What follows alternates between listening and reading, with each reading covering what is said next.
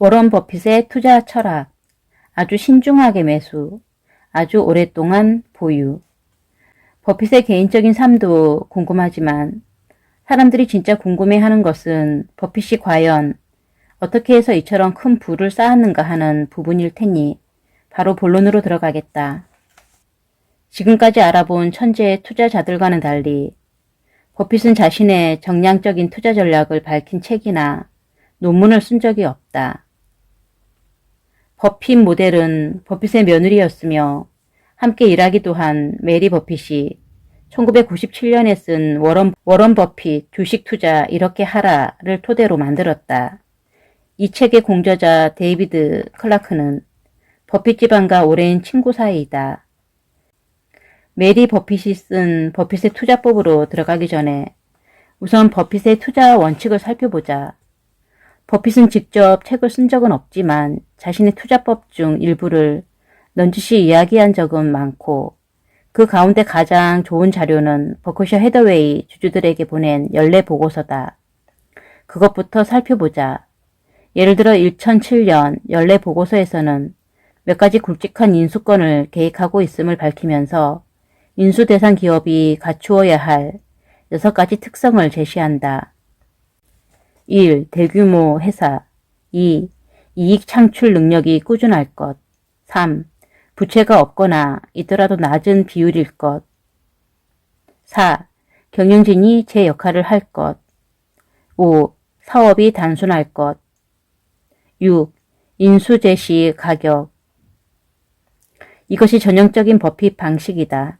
그는 기업의 사업 내용이 이해하기 쉬운 제품 또는 서비스이면서 탄탄하고 믿을 수 있으며 보수적으로 자본을 조달하는 기업에 투자했다. 이렇게 하면서 도박을 하고 싶어 하지는 않았다.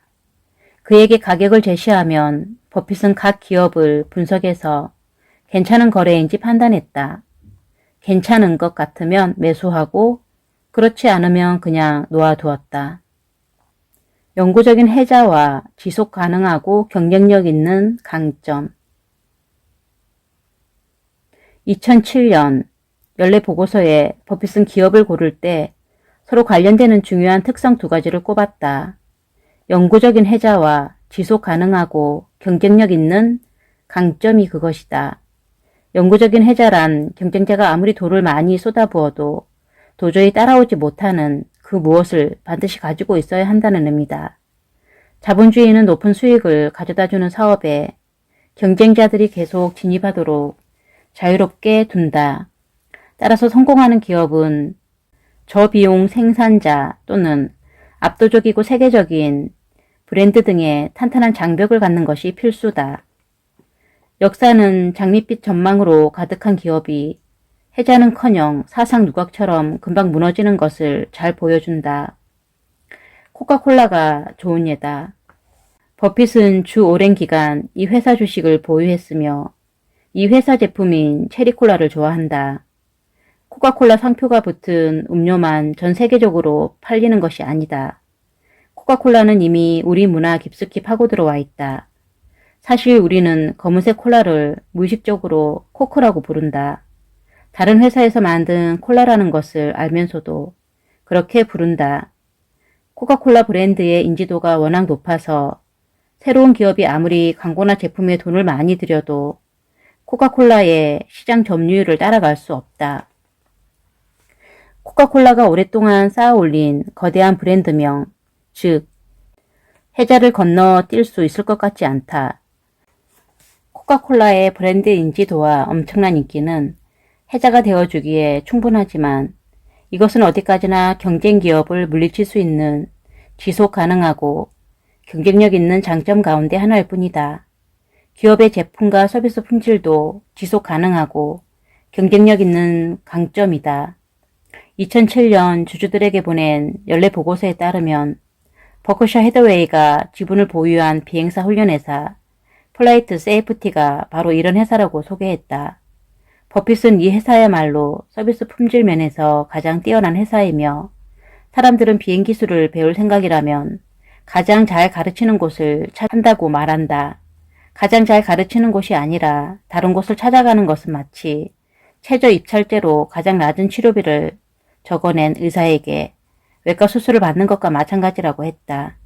경쟁 기업은 폴라이트 세이프티에 필적하지 못하기 때문에 파고들 여지가 없다. 소비자 독점력을 갖춘 회사를 골라라.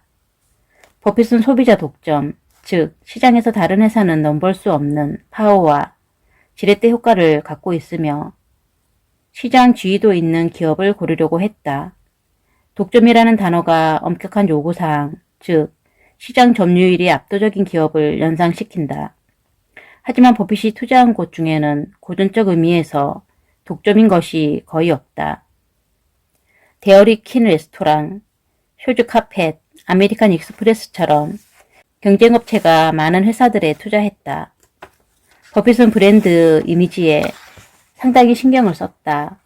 매우 강력하고 쉽게 인식되는 브랜드, 시즈 캔디나 데어리 퀸처럼 지역에 근거를 둔 소비자 브랜드가 여기에 해당된다.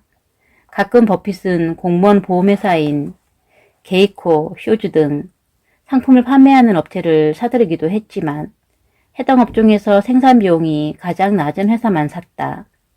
버핏은 소비자 독점인지 아닌지 결정하기 위해 개념적인 테스트를 개발해서 다음과 같은 물음을 던져보았다. 만약 어떤 사람이 재산이 수십억 달러가 넘고 이 나라 최고의 경영자 50인 중 한 사람으로 뽑혔다고 가정해보자. 그가 사업을 시작해서 소기업과 경쟁에 A기업과 경쟁에 성공할 수 있을까? 만약 답이 성공할 수 없다라면 A기업은 강력한 소비자 독점력을 보유한 기업이라고 할 수 있다. 워런 버핏의 세계에서 소비자 독점력의 강도를 측정하는 기준은 그 기업의 경쟁자가 어느 정도 돈을 버는가 하는 것이 아니라 어느 정도로 손해를 보는가 하는 것이다. 버핏은 이런 회사와 제품으로 코카콜라, 월스트리트 저널, 니글리스 껌을 예로 들었으며 경쟁으로 피해를 보지 않은 회사와 제품으로는 허쉬 초콜릿바를 예로 들었다. 버핏의 관심을 끌만한 항목은 다음과 같다. 1. 그 기업이 생산하는 것이 빨리 소모되는 유명 제품이고 상인들이 장사하기 위해서는 꼭 갖추어야 하는 제품. 크레스트 치약, 질레트 면도기, 도리토스 콘칩 등은 모두 이런 예다. 슈퍼마켓, 편의점, 약국은 앞에서 예로 든 제품의 전부 또는 일부를 취급한다. 이런 제품의 제조회사는 투자 지분에 대해 높은 수익률을 보인다. 2. 제조업자가 대중에게 자기 회사 물건을 사달라고 설득하기 위해 반드시 이용해야 하는 반복적인 서비스를 제공하는 통신사업. 만약 텔레비전 방송망이 3개밖에 없다면 각 방송망은 엄청나게 많은 돈을 벌 수 있다. 버핏은 캐피털 시티즈와 ABC에 투자했다. 유력 지방 신문도 좋은 예다. 버크셔 해더웨이는 버팔로 이브닝 뉴스를 소유하고 있다. 3. 사람과 기업이 늘 필요로 하는 반복 사업, 신용카드 회사나 세무 업무 대행이 그 예다. 4. 시간이 오래 흘러도 주요 제품이 변하지 않고 가까운 미래에도 변할 것 같지 않은 사업, 미래에도 수입을 기대할 수 있는 주요 부품, 자동차 보험은 그리 많이 변하지 않았다. 캔디도 많이 변하지 않았다. 버거, 코카콜라, 카펫 등도 마찬가지다. 5. 시설과 장비를 교체하거나 연구개발 등 자본이 지출에 돈을 많이 쓰지 않아도 되는 회사. 이러한 것들은 이익을 갉아먹고 지출 항목에서 차지하는 부분이 크다. 회사의 해자가 될 수 있는 것 중 또 하나는 탄탄한 경영진이다. 하지만 스타급 경영자 한 사람에게만 의존해서는 안 된다. 만약 탁월한 성과 때문에 슈퍼스타가 필요하다면 그 사업은 결국 오래가지 못할 것이다.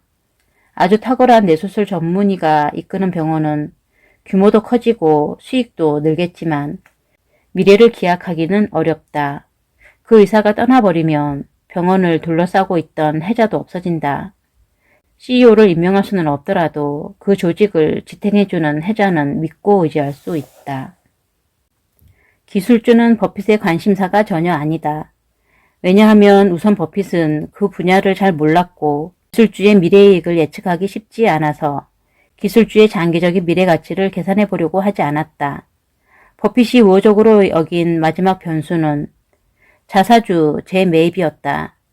자사주 재매입은 기업이 자기네 주식의 가격이 지나치게 낮아 좋은 투자가 될 수 있겠다고 판단해 공개시장에서 자사의 주식을 사들이는 것이다.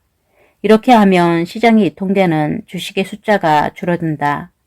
수요 공급의 법칙에 따라 만약 수요가 일정한데 공급이 줄어든다면 가격은 올라갈 것이고 이것이 바로 기업이 자사주 재매입을 통해 노리는 기대 효과다. 이러한 경우는 사전에 공개적으로 미리 예고된다.